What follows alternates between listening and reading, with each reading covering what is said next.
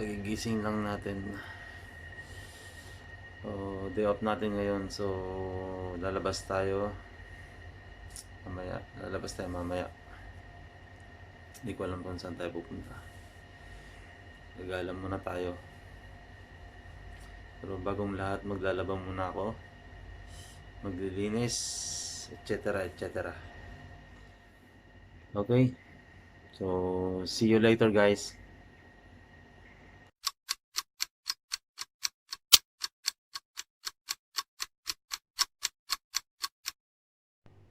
At eto na nga mga brad. So, nakabis na tayo. Nagmamadali tayo kasi baka magsarado yung shop na pupuntahan natin. Papa-check ko lang yung gulong ng sasakyan. Tapos, bahala na mamaya kung saan tayo mapapadpad. So, okay. Stay tuned.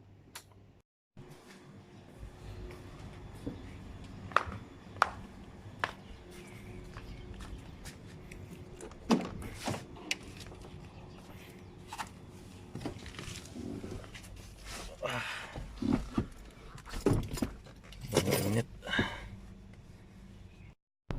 So, mga brad, pupunta muna tayo sa Wukod para pa-check tong mga gulong ng sasakyan bago tayo maglibot-libot. So, pinapalamig muna natin tong sasakyan kasi sobrang init ngayon dito. Dapat winter na ngayon pero hanggang ngayon hindi pa lumalamig. So, sana next week lumamig na konti at umulan na dito sa Qatar. Sobrang init pa rin dito. Tanghaling tapat, sobrang init pa rin. So, stay tuned guys. See you later.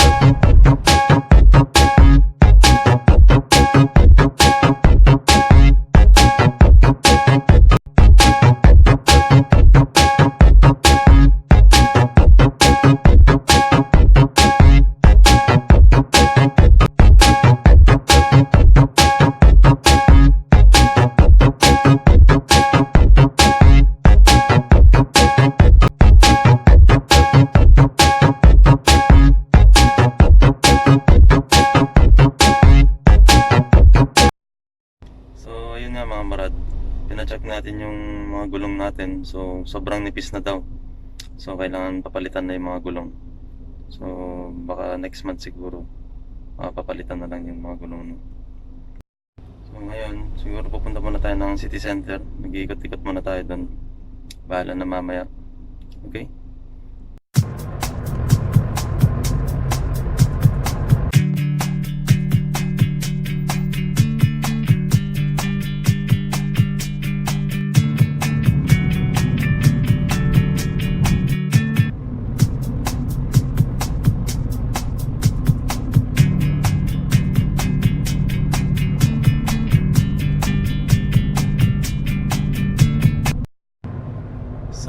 Almira na lang pala tayo pupunta kasi magbabayad pala ako ng bill ko sa Vodafone.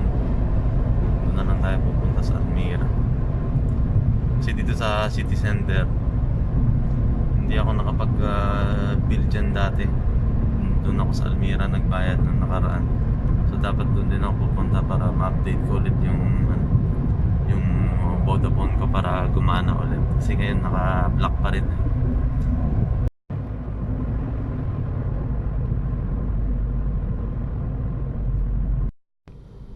Nasa EDSA po tayo ngayon mga brad.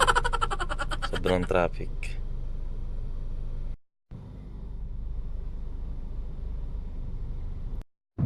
Yan, sa wakas. Rush hour kasi ngayon kaya sobrang traffic ngayon.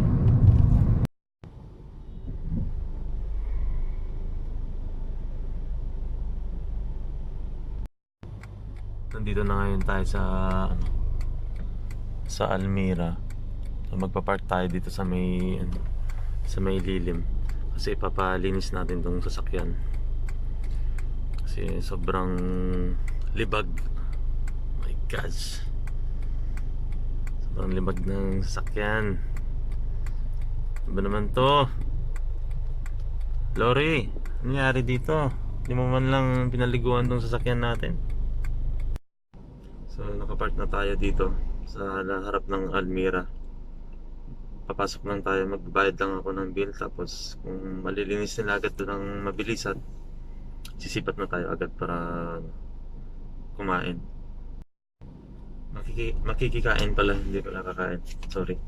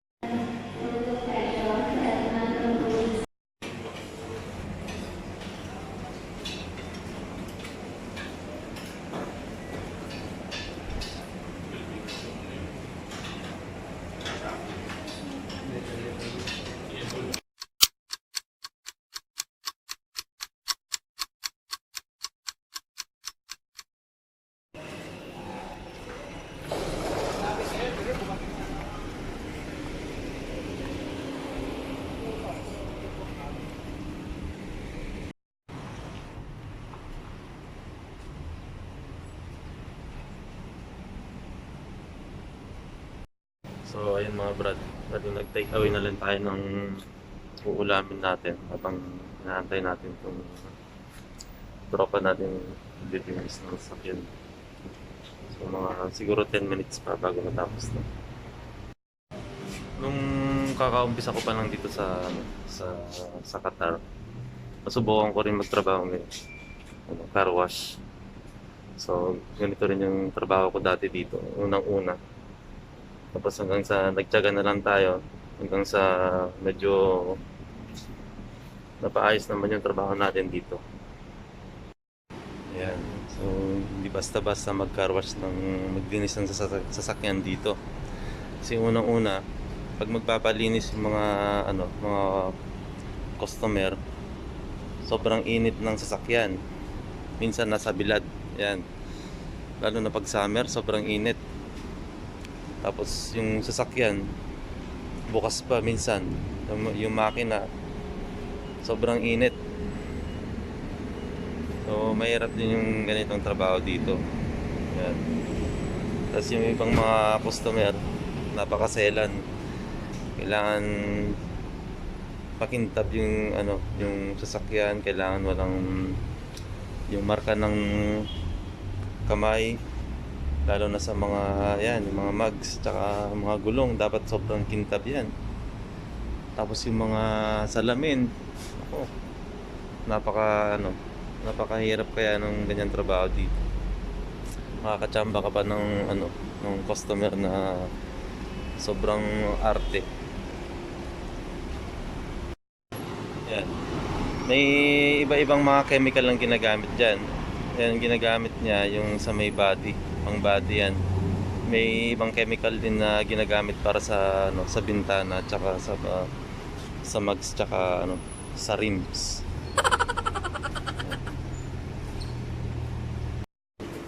Yan yung mga chemical na ginagamit.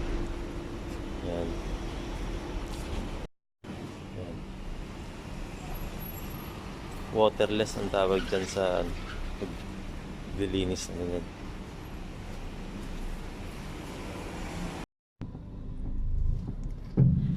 So, ayan, paalis na tayo mga brad.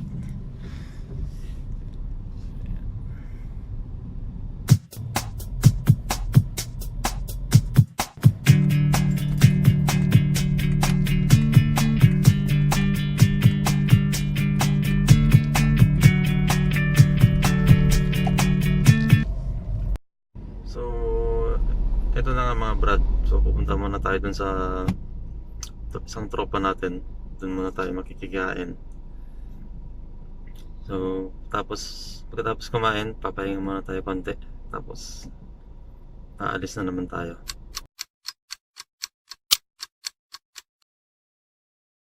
So, So, eto nga mga brad, pagkatapos lang natin na makikain sa tropa natin. So, hindi ko na nabidyohan kanina kasi lobat na tong cellphone ko.